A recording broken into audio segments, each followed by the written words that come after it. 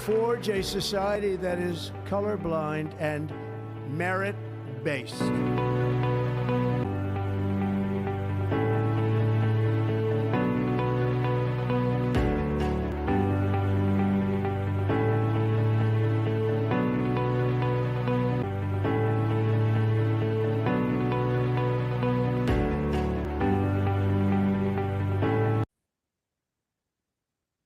Hi Seema, hi Syria, how are you? Hi I'm Ranjeet, fine. Ranjeet. How are you? Hi, Wonderful. Syria. So what do we have today for the questions now? Come on, let's shoot. Today's featured question is Ranjit. When evaluating the salary benchmark for an EB1A petition, should the SOC code from the applicant's H1B petition be used, or should the SOC code be determined independently? In case independently selection is appropriate, how should the correct SOC classification be identified? You know, Seema, there is something very interesting here actually. And I think many people have a myth out there. For the purpose of salary criteria for EB1, actually you may not need an SOC code.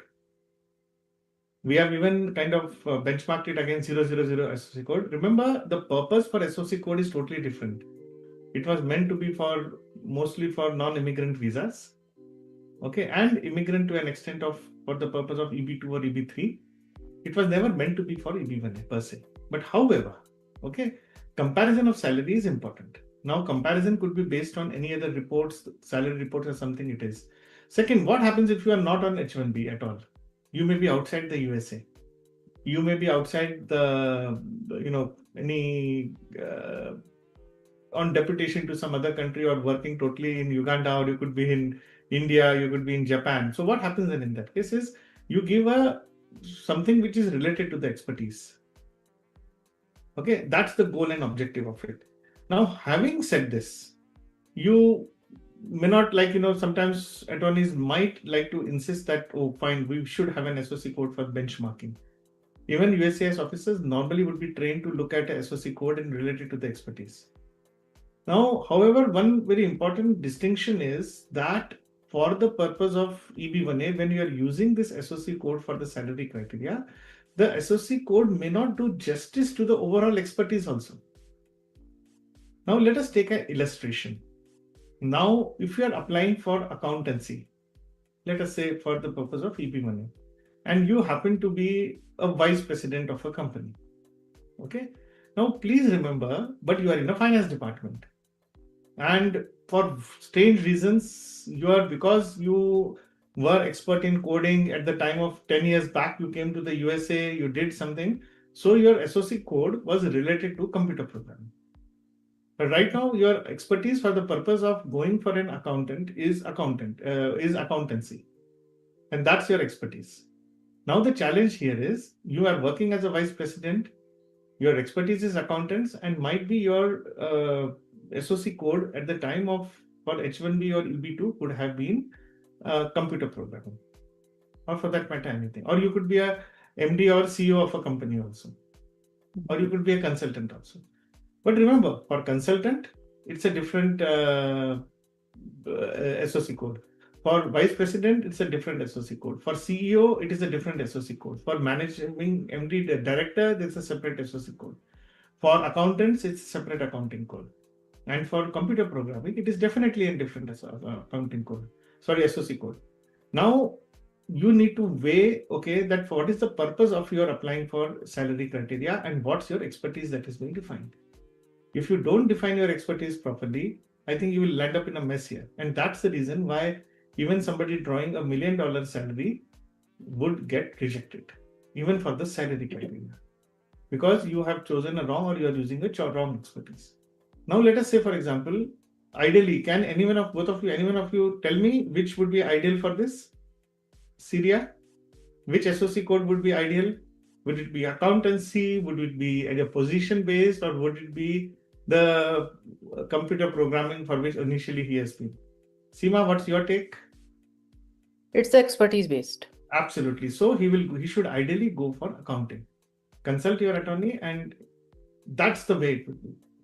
Now here what happens is it is the accountant who is acting as a software developer. It is an accountant who is a vice president or a CEO. But fundamentally, in the professional soul, let's use the word professional soul.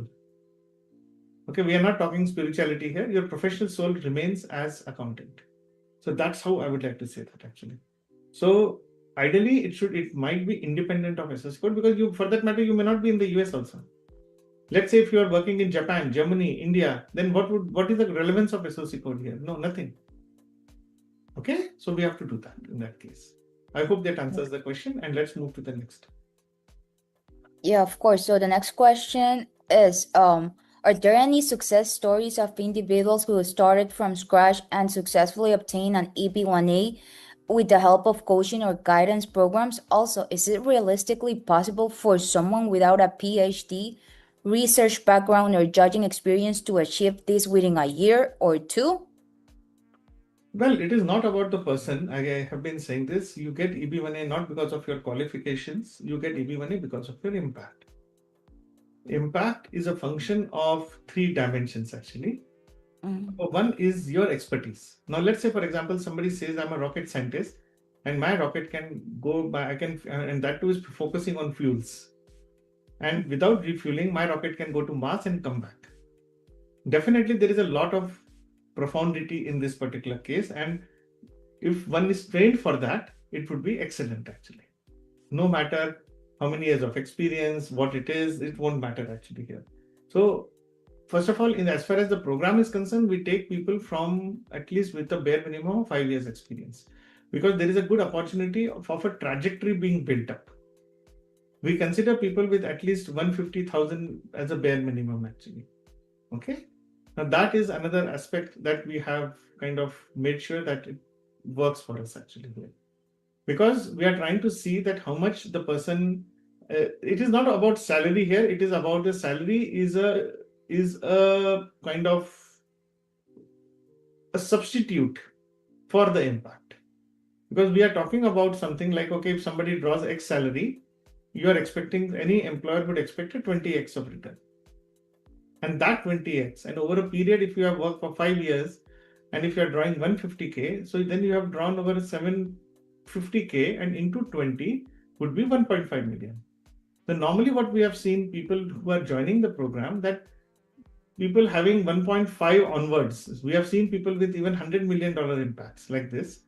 You have to reverse engineer the impact to try to see, looking it from the lens of the criteria. Because you are not trying to fit, because you might have done something that, and with the proper frameworks, that understanding from the program, you could potentially represent them in a most articulate way for the purpose of your EB1A. For example, we already had somebody who did making an app that could go as an original contribution. So people realize it's not about joining the program and you getting EB1A. Joining a program helps you to build a framework to work that assists you in becoming a person.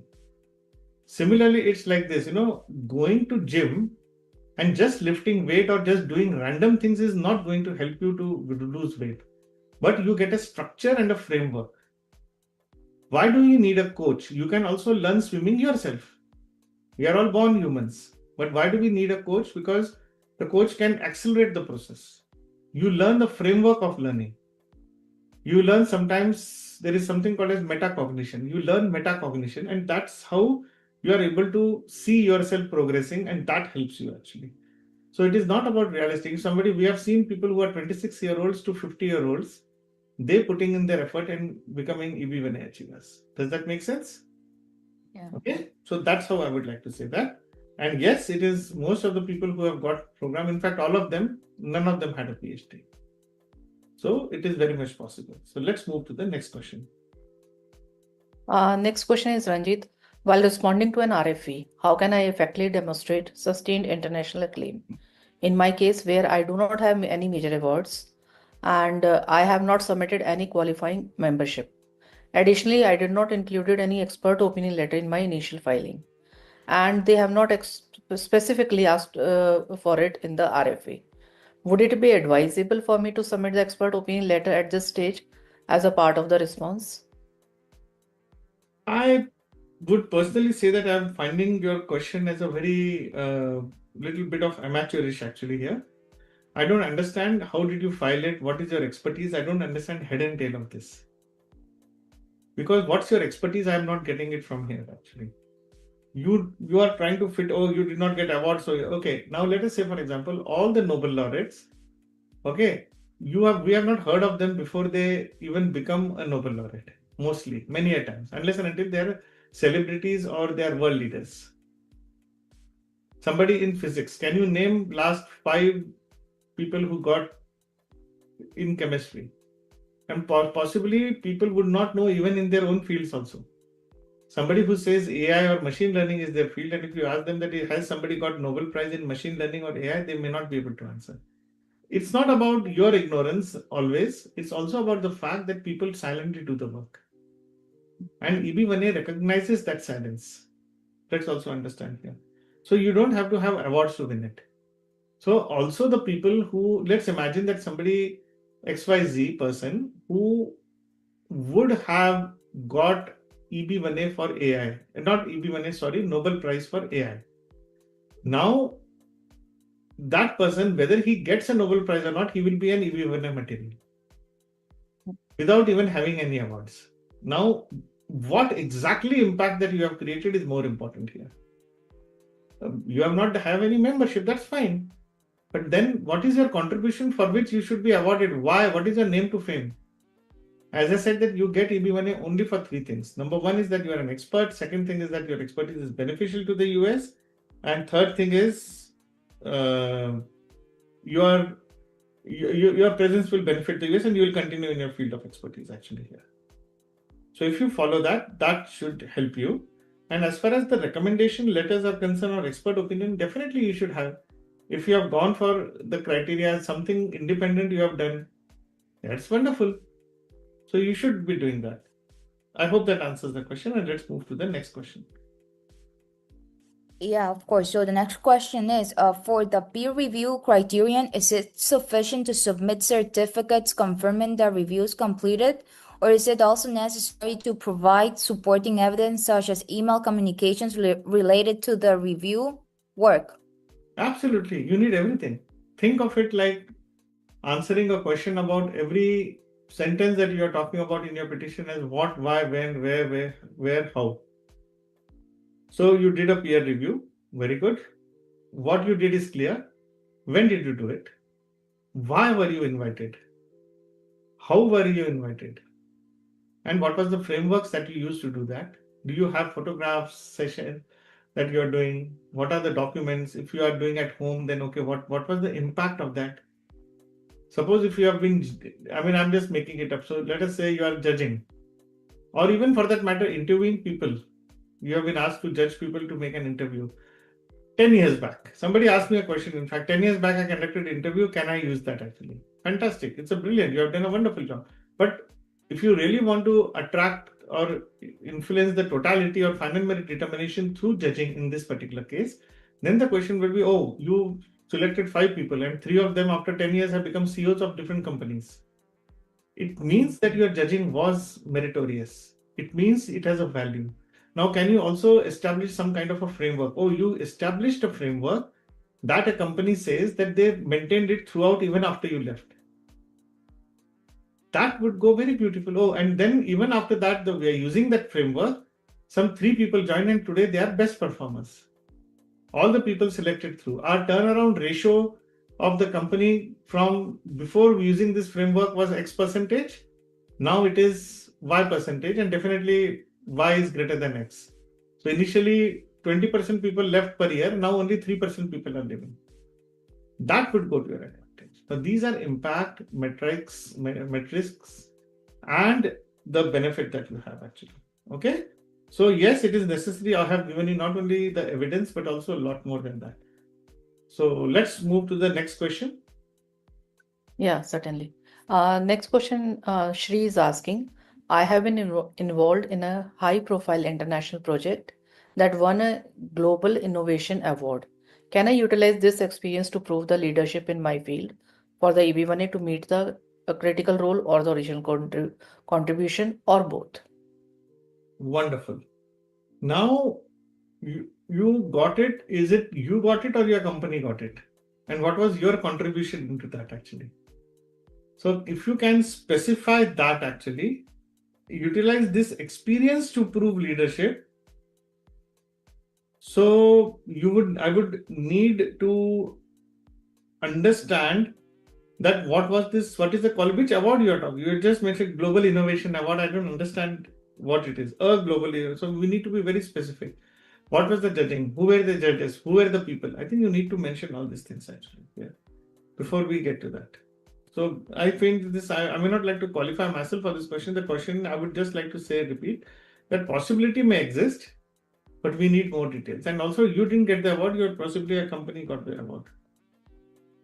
Okay, so let's take the last question now, or we'll take in fact 2 more questions, so that is over. Of course. So another question from Sumit. He said, I have developed a mobile application for early disasters predictions. What type of evidence should I gather to effectively demonstrate extraordinary ability in technology innovation for an EB1A petition? Oh, that's a fascinating question. If you have developed a mobile application, you have to see what exactly disaster that it has prevented. And what was the loss that was prevented? What is the probability of the disaster being true or happening? And whether that disaster has actually happened. So that's what we will have to see. And if you are able to articulate that, I mean, this requires a deep level thinking. I would strongly suggest, Sumit, that you kind of reach out to us. We'll be happy to help you and go a little deeper into this. Okay? Thank you. And let's take the last question now. Sure. The last question for the day is, Ranjit, I am currently based in India and considering relocating to the United States. I run a tech startup here. Am I eligible to apply under the EB1A category? The second part of the question is, would I need to submit recommendation letters? Also, as a founder or owner of the company, would my designation and role alone will be sufficient to meet the critical role criterion? I mean, this is a very, I like the question, but it is little vaguely expect. Yes, we need to have letters, what criteria. I think you need to have a more fundamental understanding about EB1A. What I would suggest you that go through this link, which we will be giving you in the comment section. And please, kind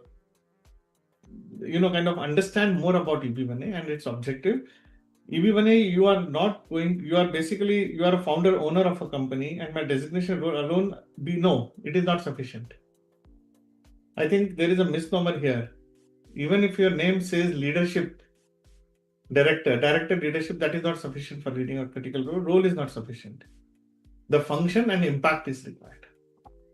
That you conducted I can be a CEO for 1 year, I can be sitting at home for medical reasons, and I can apply for EB1A and say that I'm CEO, so my role is sufficient. Absolutely not. That will not work actually. So I think you need to get more granular into this, and that will help you. Thank you for joining us today. If you have any further questions or need personalized guidance, please reach out to us. We are here to help you every step of the way in your journey towards achieving your American dream. Let's connect and make it happen together.